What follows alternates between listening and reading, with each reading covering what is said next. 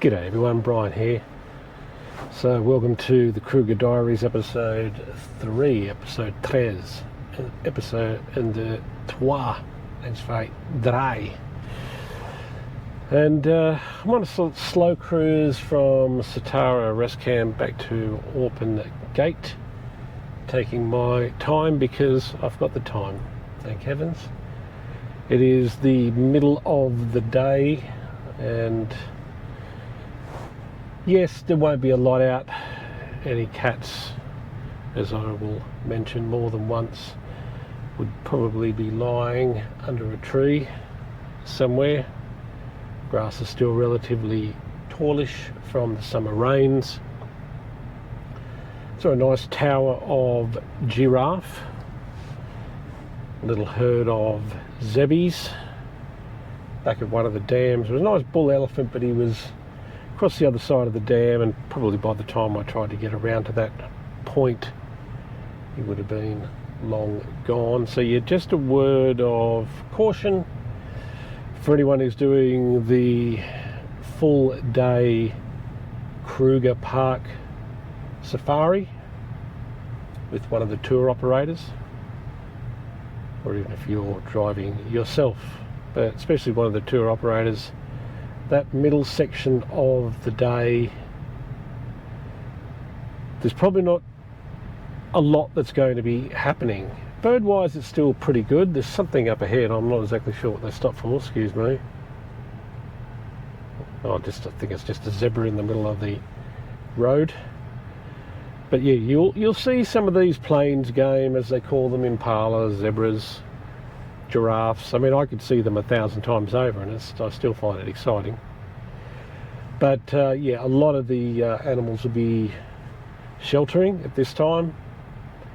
Maybe back in action from 3 o'clock onwards. Also, that will be weather depending. It has just gone the end of summer. It is the beginning of spring. It is still quite warm, so it is going to be temperature depending somewhat as to what sort of action you're going to see. Oh yeah, just quite a few zebbies just up front from me, so be aware of that. There could be a time period where there's not a lot of action. However, the rollers, especially the Indian rollers that are still here, the migrant ones, and the lilac-breasted are certainly out and about. They don't mind hunting in the middle of the day. I'll put up some video of those guys. A nice little zebra foal over there. I'm just going to pull over for 2 seconds. There's a car coming up. Don't want to hog the road. And it looks quite nice over there in the long grass. So, but yeah, just nice taking some photos of the rollers. They're always beautiful to photograph. Got one of the lilac-breasted that caught a grasshopper of some description. So again, I'll throw up a photo or two if they've turned out okay. Should do. But they're out and about, and I could yeah, definitely photograph rollers all day long. Not that you need 1,000 photos of rollers, but they're a fantastic bird to check out. So going to do this slow cruise down. When I get down towards Orpin, I'll have a bit of a drive around and get a bit later. It's gone 1:15 p.m. right now, so hot. Lots of flies flying in the window when I wind down the windows. There's a very cute shot of a zebra over there with its head on one of the zebra's back. So excuse me for a moment. I'm going to maybe take some video, at least a couple of photos of this, and then I'll catch up with you guys soon.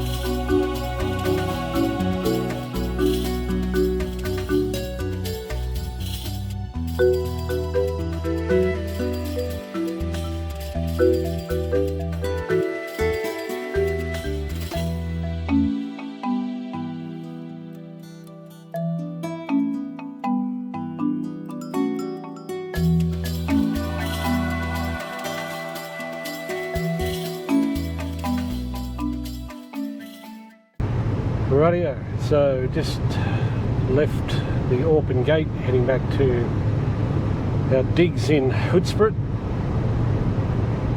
So the last bit of the drive, safari, was hoping, oh, I should say hoping to, but I was hoping maybe to get some pachyderm action, aka elephants, or some bovine action, aka buffalo, but that's the way it goes. Didn't get any of those guys. Saw a few more zebbies, a few more giraffe, wildebeest, aka GNU, GNU.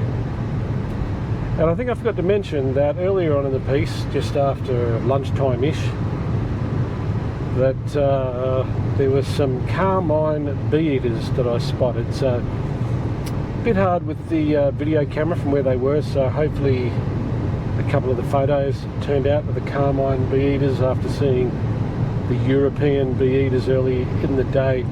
Now that's one of those things, and I'll probably mention this many times, is if you come into Kruger Main Park, and then we have the Greater Kruger, which is all the private game reserves that are open to Kruger. Tore down the fences years ago.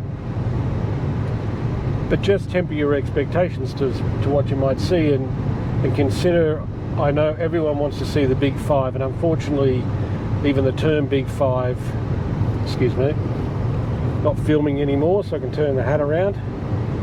I don't like the lid getting in the way when I'm trying to photograph a video.